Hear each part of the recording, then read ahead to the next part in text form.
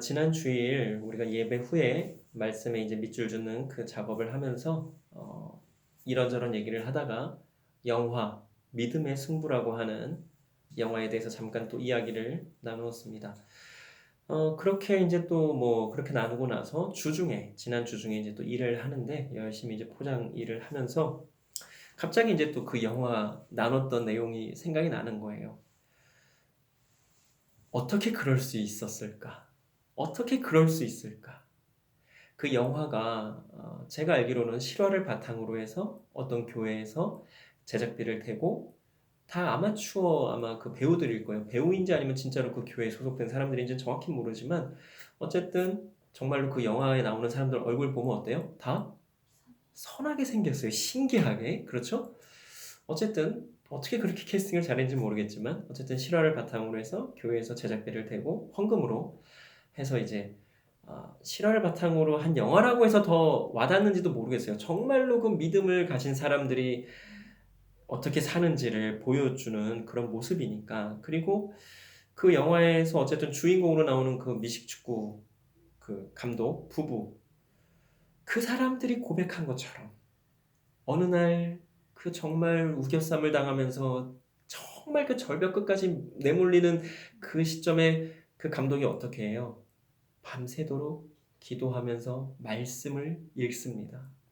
그리고 말씀을 통해서 확답을 얻어요. 어떤 확답? 내가 무언가를 바라는 대로 되지 않아도 이 세상이 나를 다 뭐라고 할지라도 나는 어쨌든 하나님을 찬양하고 하나님을 예배하겠습니다. 우리가 지금 이렇게 어렵게 살지만 그것과 상관없이 저는 하나님을 예배하겠습니다. 또 그렇게 원하는 아이를 주시지 않지만 그럼에도 우리는 하나님을 찬양합니다. 하나님을 예배합니다. 그런데 그 고백이 신기하게 저도 일하면서 그런 고백을 했다라고 하는 거예요. 우리 지금 어때요? 조금 어렵고 힘들어요. 가정적으로도 경제적으로도 좀 힘들고 또 육체적으로도 굉장히 힘든 상황이 있어요. 교회적으로 봐도 이제 4년이 시작이 되었는데 여전히 우리는 3명이 같이 예배를 드려요. 하나님의 뜻은 어디에 있는지 모르겠습니다. 그래서 이제 원래 처음에 이 가정교회를 섬기고자 했을 때 하나님께서 3년 정도의 마음을 주셨는데 그래서 우리가 작년 말부터 이제 또 열심히 기도를 했는데 하나님의 인도하심은 어디로 갈지를 모르겠어요. 그래서 일단은 가는 거예요. 그리고 정말로 마땅한 교회가 있다면 예전처럼 보통의 교회에 가서 사역을 또 하면 되겠죠. 그런데 제가 그래서 매일매일 이제 그 청빈 게시판을 봅니다. 그런데 마땅한 교회가 없어요. 아직 저도 못 만났어요. 그래서 요 앞전 며칠 전에 이제 어떤 교회를 공고 난 걸 보고 이력서를 넣기는 했는데 어떻게 될지 모르겠어요. 어쨌든 내가 생각한 대로 혹은 내가 바라는 대로 내가 원하는 대로 모든 일들이 이루어지지 않는다고 할지라도 저는 하나님을 찬양하며 하나님을 예배하겠습니다. 이 고백을 했다라고 하는 게 중요한 거예요. 우리의 삶에서는 항상 이러한 고백이 있어야 할 것입니다. 지난주에 낭만 닥터 김사부라고 하는 드라마가 끝이 났습니다. 그렇죠? 그래요. 지금 이 반응을 나는 원했던 거예요. 무슨 얘기냐면 방금 제가 낭만 닥터 김사부가 끝났다라고 했을 때에 응? 아닌데? 뭔가 이상한데? 이렇게 해야 정상인 거예요. 그런데 만약에 그 드라마를 전혀 안 보시는 분들은 몰라요. 그래. 그럼 그랬나 보다. 이런단 말이에요. 또 급하신 분들은 이렇게 소리 내면서 응? 아닌데요, 목사님. 설교 시간임에도 불구하고. 아닌데 그리고 또 어떤 사람들은 또 사람들 많은 거 웅성웅성 아니잖아. 막 이랬을 거란 말이에요. 권사님들, 집사님들 막 그 드라마에 막 열중하신 분들 저 목사님 왜 저래? 어떻게 되셨나? 막 이 10년 아무튼 그랬는데 자 봅시다. 왜 낭만 닥터 김사부가 끝났습니다 했을 때 그 반응이 아닌데 이상한데 왜 이렇게 했어요? 아니까 안 끝난 걸 아니까 그렇게 반응을 할 수가 있는 거예요. 정확하게 제대로 알고 있기 때문에. 지난주에 끝이 난 드라마는 스토브리그와 사랑의 불시착입니다. 그렇죠. 이제 어떻게 해요? 그렇죠? 자, 이렇게 알면 당하지 않아요. 무엇에 당하지 않아요? 거짓에. 속임에 당하지 않을 수가 있다라고 하는 것입니다. 그리고 틀리거나 잘못된 것에 대해서 적절하게 대응을 할 수도 있다라고 하는 것이죠. 하지만 모르면 그런가 보다 하고 그냥 속고 당할 수밖에 없는 거예요. 그렇다고 지금 제가 말씀드리는 게 그럼 드라마에 대해서 알아야 되냐 이거 얘기하는 거예요? 아니지요. 무엇에 대해서 알아야 된다는 것을 말씀드리기 위해서 드라마를 이유로 들었습니까? 하나님의 말씀 그리고 하나님에 대해서 우리는 보다 제대로 정확히 알아야 한다라고 하는 것입니다. 말씀을 드리기가 좀 부끄러운 이야기입니다만 그래서 이걸 어떻게 말씀을 드릴까 말까 하다가 그래도 드리는 편이 낫겠다 싶어서 드리는데 제가 이제 20대 후반에 사회복지를 전공하고 졸업을 하고 나서 사회복지사로 어느 그 복지관에서 이제 근무를 할 때에 있었던 일입니다. 제가 근무했던 곳에 어느 그 과장님이 계셨는데 술을 굉장히 좋아하셨어요. 그래서 거의 매일 술을 마셔야만 했어요. 못 마시는데도 불구하고 마셔야 되는 거예요. 그러니까 토하고 마시고 토하고 마시고 정말 괴로웠는데 어쨌든 그렇게 술을 좋아하시는 분 아래서 이제 일을 하면서 어느 날 이제 회식을 하게 되면 이제 관광 나이트라고 하는 곳을 가요. 2차나 3차로. 관광 나이트는 어떤 곳이냐면 아줌마 아저씨들이 오는 데예요.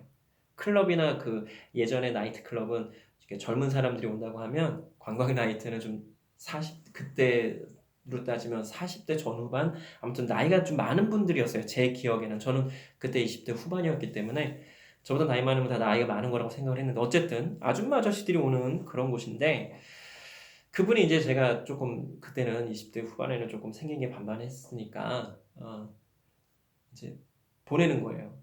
이렇게 뭐 우리도 한 3, 3, 5로 가잖아요. 그러면 이제 또 3, 3, 5로 온 팀이 있단 말이에요.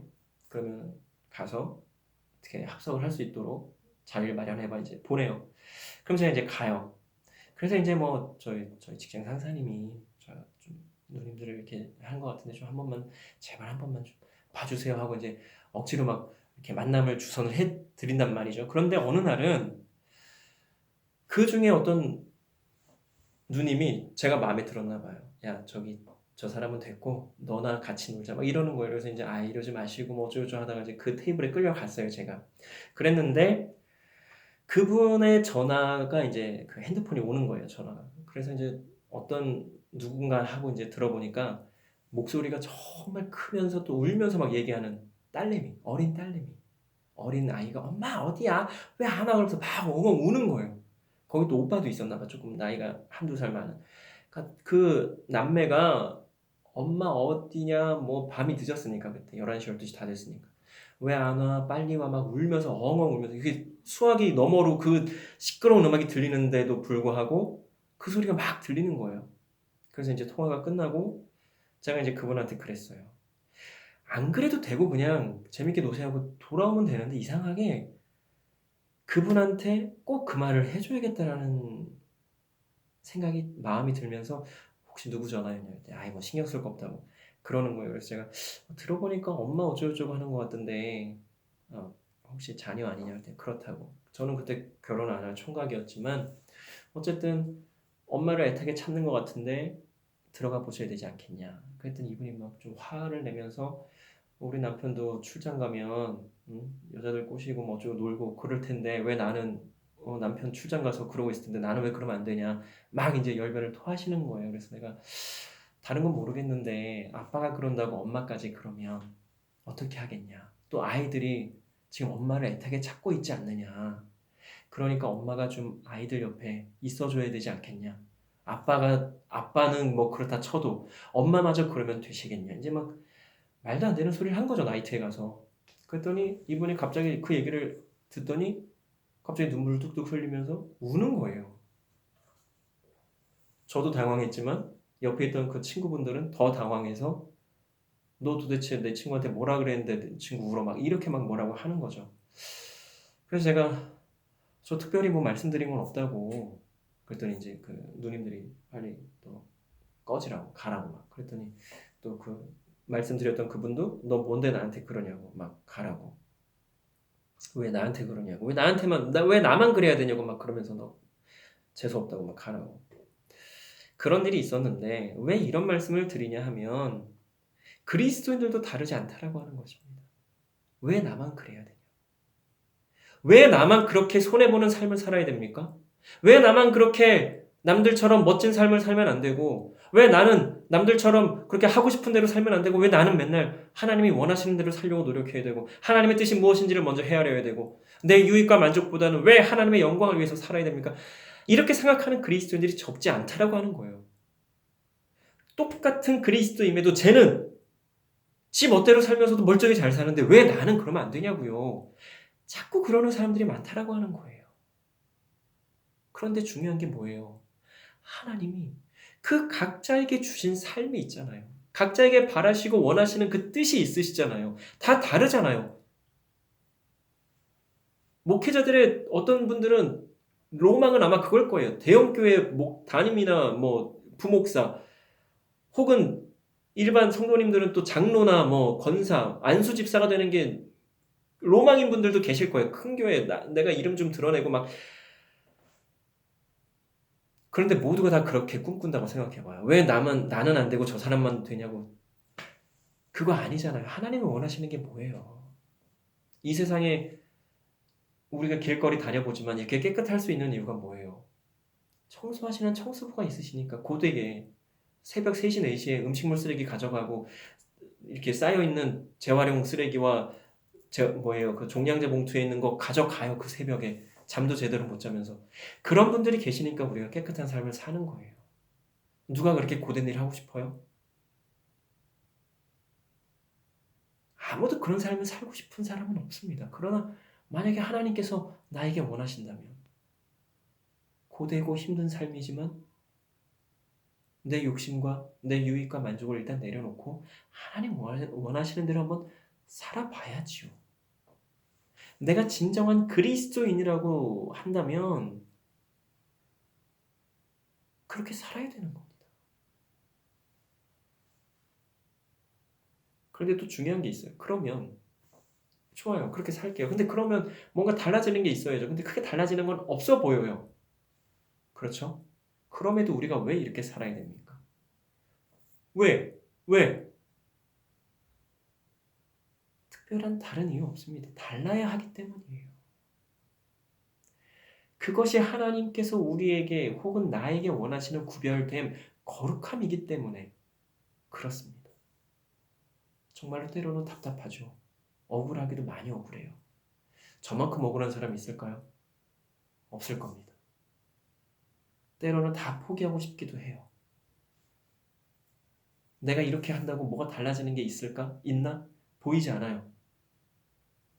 그런데 중요한 건 내가 하나님께서 원하시고 바라시는 대로 했을 때, 할 때에 하나님께서는 어떠실까? 이걸 한번 생각해 보자는 거예요.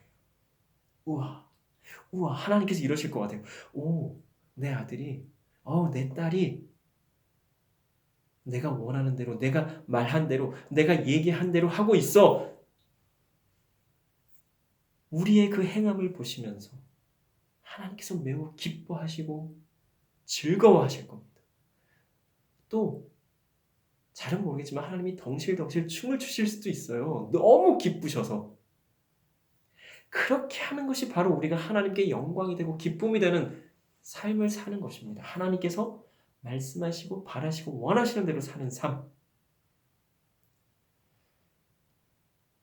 지난주에 이제 또 출근을 하는데 아침에 이제 출근하는 길에 조금 좁은 길이었습니다. 찻길이었는데 갑자기 이제 2차선 도로에서 1차선은 차가 서 있고 2차선으로 이제 가는데 갑자기 그 1차선 차 사이로 폐지를 한가득 실은 리어카를 끈 아저씨가 갑자기 튀어나오시는 거예요. 물론 제가 속도가 빠르지 않았고 무리하면 빨리 갈 수 있어요. 그런데 그냥 섰어요. 근데 이 아저씨가 너무 느린 거예요. 왜냐면 박스가 너무 많이 이렇게 실려 있었으니까. 그런데 그 순간을 또 참지 못하고 너무나 화가 나고 막 답답한 거예요. 왜? 혹시라도 제가 조금만 빨리 갔으면 그냥 부딪히는 거예요. 그럼 그 아저씨는 그냥 어떻게 될지 모르는 거예요. 그나마 제가 조심조심 간다고 속도를 천천히 갔기 때문에 다행인 거지 한 3, 40km만 갔어도 그냥 부딪히는 상황인 거예요. 그러면서 너무 막 순간적으로 이제 올라와서 그냥 크랙션을 빡 빵 하고 막 이게 시계 누르고 싶었어요. 누르고 싶었다고요. 그런데 그냥 빵만 했어요. 빵. 왜? 위험하니까. 조심하시라고. 근데 아저씨는 아랑곳 안 하고 그냥 갈 길 가는 거예요. 근데 빨리 갔겠어요? 느리게 갔겠어요? 빨리 가고 싶어도 빠르게 갈 수가 없어요. 무거우니까. 그래서 이제 뒤에서 천천히 이제 가면서 야, 저 아저씨 참 대단하다. 왜 굳이 조금만 가면 그 신호등이거든요. 근데 왜 굳이 위험하게 이렇게 해서 서로 위험한 거잖아요. 어쨌든 왜 저렇게 할까 막 이해도 안 되고 화가 나고 막 그러면서 어쨌든 갔어요. 그렇게 가는데 갑자기 또 그런 생각 드는 거예요. 왜 나는 그런 생각이 드는지 모르겠어요. 예수님은 이러한 상황에서 내가 어떻게 하길 원하셨을까? 만약 저분이 예수님이라면 리어카를 끌고 가는 분이 나는 어떻게 반응했을까? 혹은 예수님이 나와 같이 운전하는 입장이었다면 예수님은 어떻게 하셨을까? 이 생각들이 막 들면서 갑자기 막 부끄러워지는 거예요. 창피해지고. 나는 그 순간을 또 참지 못하고 화를 냈는데 하나님은 나를 또 이렇게 부끄럽게 만드시는구나. 이런 생각을 하면서 또 회개하게 만드시는구나. 감사하면서도 참 부끄러웠어요. 그 순간을 왜냐하면 어쨌든 그분의 삶은 어떻겠어요. 뭐 다 그런 건 아니겠지만 어떤 분들은 그 폐지 줍는 분들 중에 아시죠? 건물주도 계시는 거. 그런 분은 뭐 정말 극소수니까. 그런데 대부분의 그 폐지 줍는 분들의 삶은 어때요? 굉장히 고단한 삶을 살고 계시잖아요. 그분의 삶은 이해도 못하고 생각도 못하고 순간적으로 그냥 화난다고 화를 낸 내 자신이 너무나 부끄러운 생각이 들어요.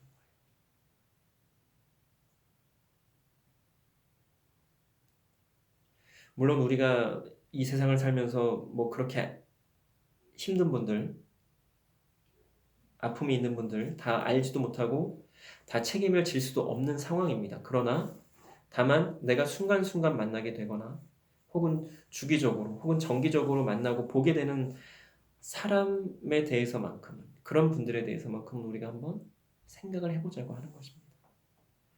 저분이 예수님이라면 어떻게 할까? 혹은 예수님이라면 저분을 만나서 어떻게 하실까?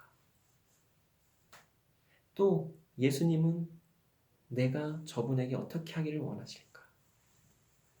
저분이라고 하니까 굉장히 좀 이렇게 높은 분이라고 생각되는데 그냥 저 사람 혹은 저 인간 아이고 내가 뭐 그런 거 있죠. 아이고 저 인간 그냥 그런 사람까지도 한번 생각해 보자고요.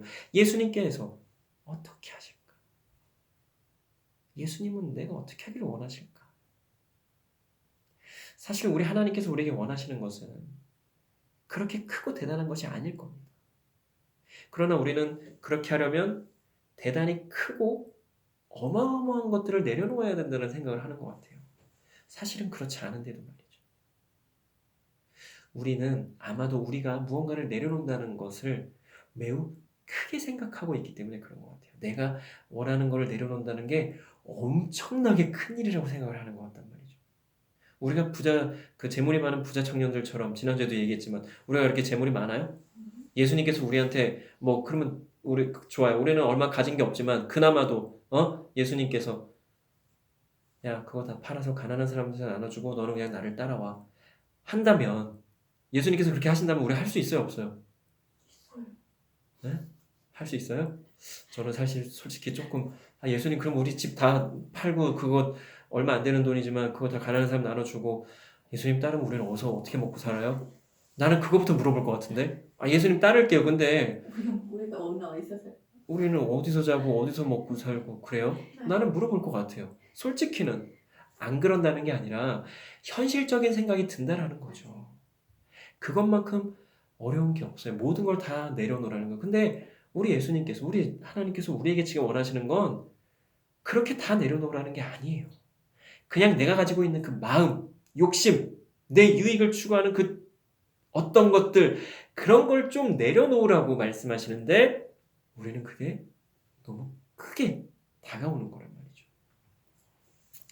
제가 작년에 8월 이제 교통사고 이후에 느낀 것 중에 하나가 사람들이 왜 그렇게 기득권을 잡으려고 하고 한 번 잡은 기득권을 놓지 않으려고 하는지에 대해서 조금이나마 직접적으로 좀 느꼈다라고 하는 겁니다. 제가 이제 나가는 축구회가 있잖아요. 아침에 이제 조기 축구를 나가는데 제가 이제 주로 공격수로 뛰었습니다. 왜냐하면 제가 원래 이 다리 다치기 전에는 수비도 잘하고 이제 올라운드 플레이어로 뭐 다 잘했단 말이에요. 괜찮게. 그러니까 잘했다라는 게 무슨 뭐 누구처럼 잘했다는 게 아니라 그냥 조기 축구의 그 수준에서는 못하는 편은 아니란 말이죠. 어쨌든 자랑은 아니에요. 근데 사실을 얘기하는 거죠. 근데 어쨌든 5년 전에 이제 오른쪽 무릎 십자인대 수술을 하고 나서는 무릎을 이렇게 확확 돌리지 못하니까 수비는 안 되는 거예요. 해봤는데 욕만 먹는 거예요. 그래서 야 그럴 거면 너 그냥 공격이나 해. 그러다 보니까 공격을 또 이제 신기하게 수술하기 전에는 슛을 잘 못 넣는데 수술 이후에는 슛이 또 잘 들어가는 거예요.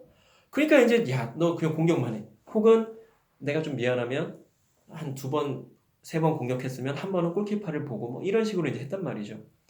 그랬는데 작년 사고 후에 왼쪽 무릎 이제 그 연골 그 찢어진 연골을 봉합이 안 된다 그래서 제거 수술을 하고 나서 한 2달 정도 쉬고 이제 석 달 좀 지난 후부터 이제 살살 뛰고 이제 하는데 물론 그 사고 전만큼 뛰지를 못해요. 무릎도 무릎이고 허리도 아프고 이제 온몸이 예전 같지 않기 때문에 그렇게 못 뛰어서 어쨌든 그런 상황인데 그러다 보니까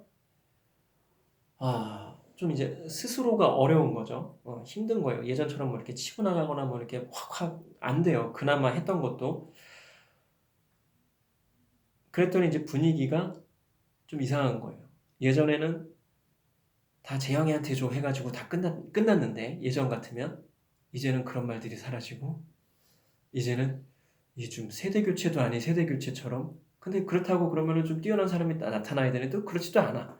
그러니까 몸이 성하지 않은 나한테 어쨌든 좀 많이 오긴 와요 아직까지는. 그런데도 불구하고 자리를 한번 비우니까 그 자리에 다들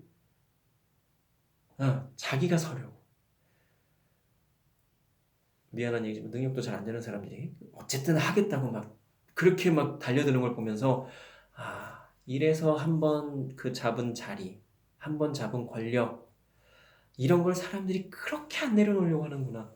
나는 안 하려고 해도 너 거기 가서 해 해서 나는 억지로 했다면 어떤 사람들은 그거 잡겠다고 그거 하고 싶어가지고 그냥 난리를 치는 거예요. 그러면 그 정도 실력이 되든지 어쨌든 왜 사람들이 그렇게 한 번 잡은 권력이나 그런 세력들을 놓지 않으려고 하는지 왜 그렇게 자리를 지키기 위해서 애를 쓰는지 이번에 이제 이 사고 후에 좀 많이 느끼게 되었습니다. 그런데 중요한 것은 마찬가지로 그리스도인들에게도 다르지 않다라고 하는 겁니다. 그리스도인들하고 다를까요? 교회는 달라요? 제가 속해 있던 교회, 크고 작은 교회들 다르지 않습니다. 크다고 그렇고 뭐 작다고 안 그래요? 아니요.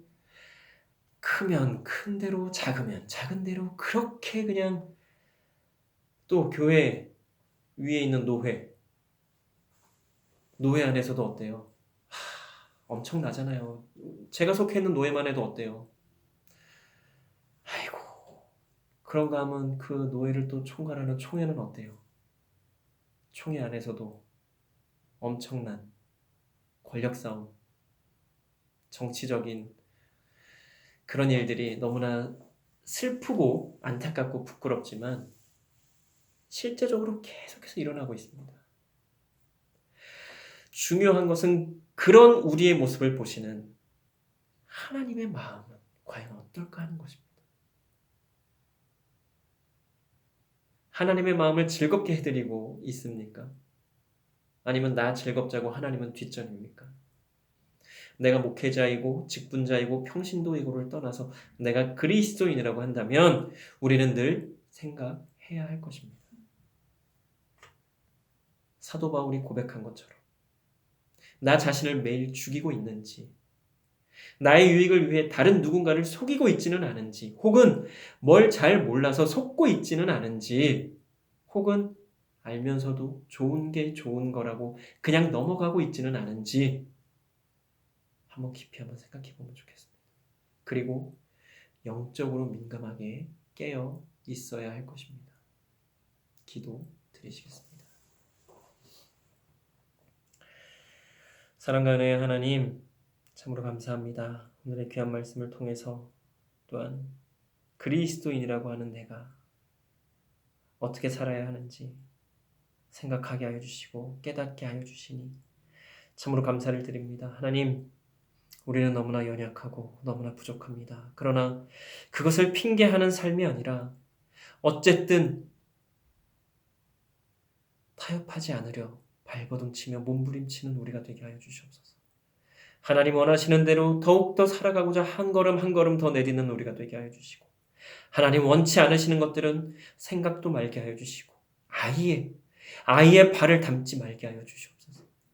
오직 하나님께서 기뻐 받으시는 삶을 살고자 몸부림치는 우리가 되게 하여 주시고, 항상 영적으로 민감하게 깨어서 하나님과 깊은 교제 나누며 하나님의 귀한 음성 들으며 하나님께서 가라 하시는 대로 가는, 살라고 하시는 대로 사는 우리가 되게 하여 주시옵소서. 감사드리며 예수님 이름으로 기도드립니다. 아멘.